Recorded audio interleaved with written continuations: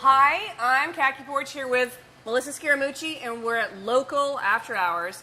And Miss Melissa has even made us drinks, which are... They're after hours drinks.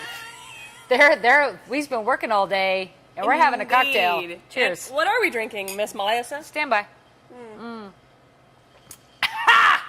Yes, we are having a basil gimlet, which is delicious with some fresh local basil in it. So it's just gin, lemon juice, a little simple syrup, and basil. And I'm having our signature drink, which is a smoked jalapeno hibiscus margarita. So we take some jalapenos and smoke them off here, local jalapenos, and put them in some tequila, let that tequila get infused. We make a hibiscus syrup here. Nice. It is nice. You know how you make a syrup? You cook it? Yeah, you cook it. You cook it down, get it syrupy. So you kind of like make things in this restaurant. Yeah, we make stuff. Some restaurants open things and serve them, and we make You even things. make your own ketchup. I love our ketchup. Is delicious. It is delicious. Yeah. Once you go local ketchup, you can't go Heinz. Right. No, you can't.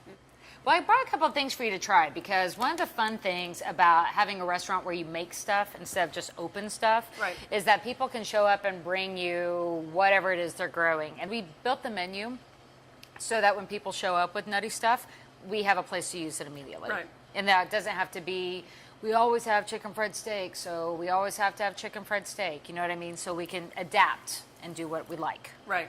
How often does your menu change? Seasonally, daily.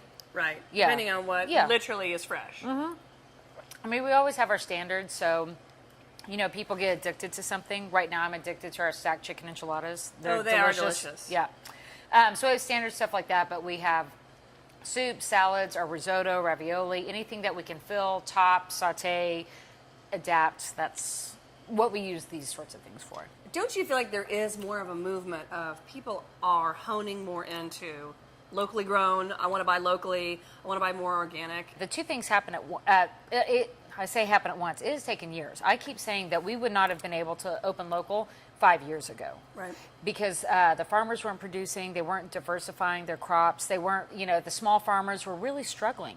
And still struggle. It's really hard to be a farmer. But because there is supply and demand, there's a demand for it. People want to have a tomato that tastes like a tomato. Right. Local. I think of you guys as and you as a patron of the arts. Yes, I like the arts. Right, I do. All of them. I like all of them. every single one. A to the R to the T. I love it. So here you have art openings. What else happens at the Norman Art Walk? I love the Norman Art Walk. It's taken a few years for it to gain steam, like anything does. Right.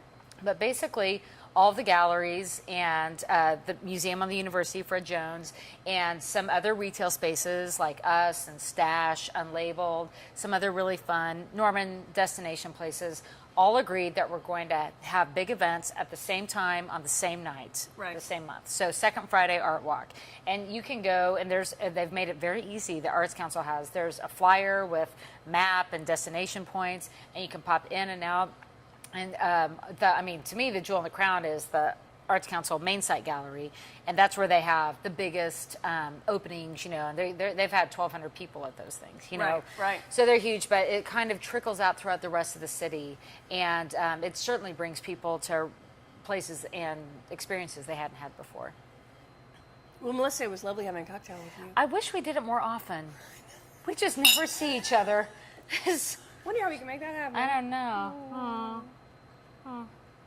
Be awesome. Yeah.